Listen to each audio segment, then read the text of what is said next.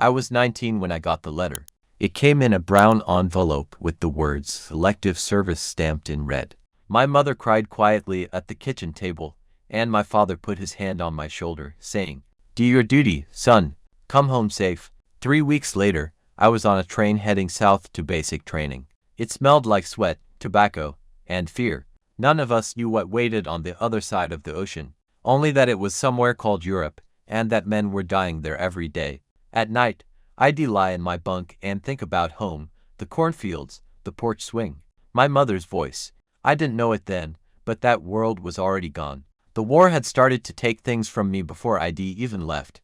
The ocean was endless. Gray skies, rough water, and the smell of diesel and salt filled every breath. We slept in tight bunks below deck, the sound of the engines humming like a heartbeat under our feet. Somewhere in the dark, a man whispered prayers. Another wrote letters he'd never sent.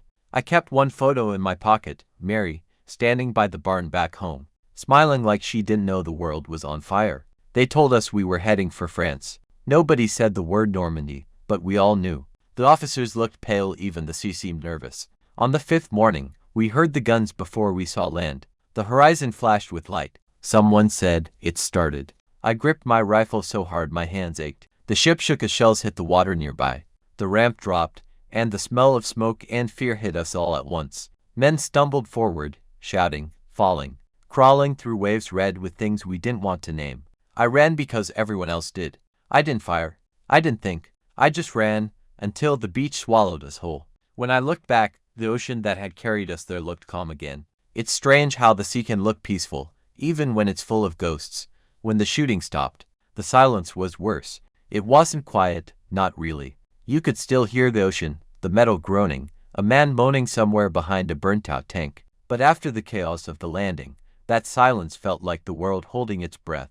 We dug in near a small French village. The houses were broken shells, the air thick with smoke and rot. There was a church with half a steeple still standing.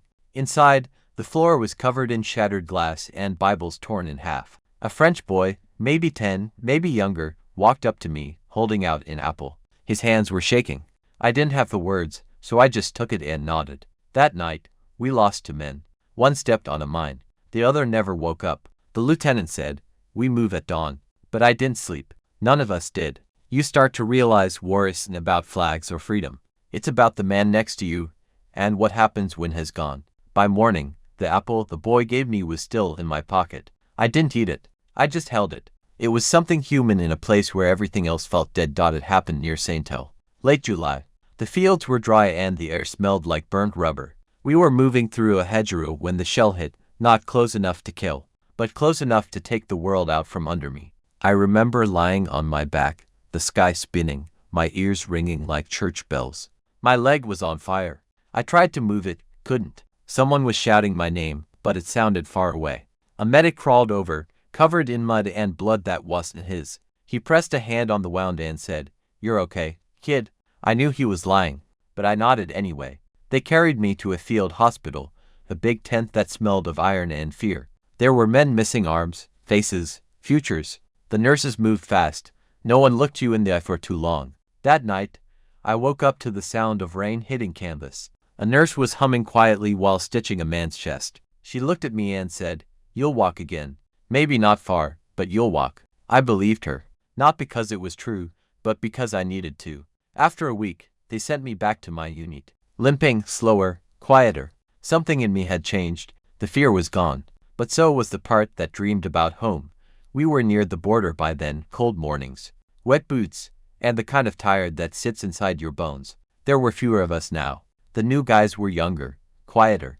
You stop learning names after a while. It hurts less that way. Tommy was the last one I really talked to. He was from Ohio, said when the war was over, he wanted to open a diner with his brother. He carried a photo of his fiancée in his helmet, smiling like she was waiting just around the corner. One night, the shelling started again.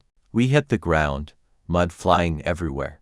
I heard him yell, "I'm hit." When I crawled over, he was staring at the sky, blood soaking through his jacket.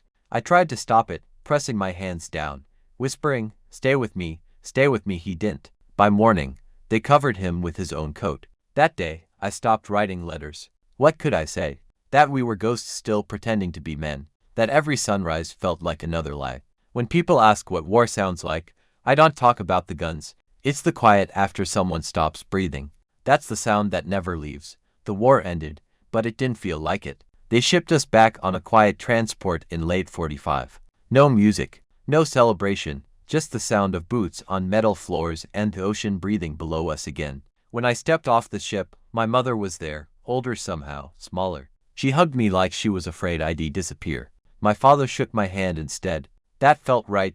We were both different men now. Home looked the same, but it wasn't. The fields were green again, the porch still creaked, but I didn't fit inside that life anymore. Nights were the hardest. Every sound, the door closing, thunder rolling, pulled me back to France. Mary tried to understand. She listened, held my hand, but there's no way to explain what it's like to hold a friend as he dies. After a while, I stopped trying.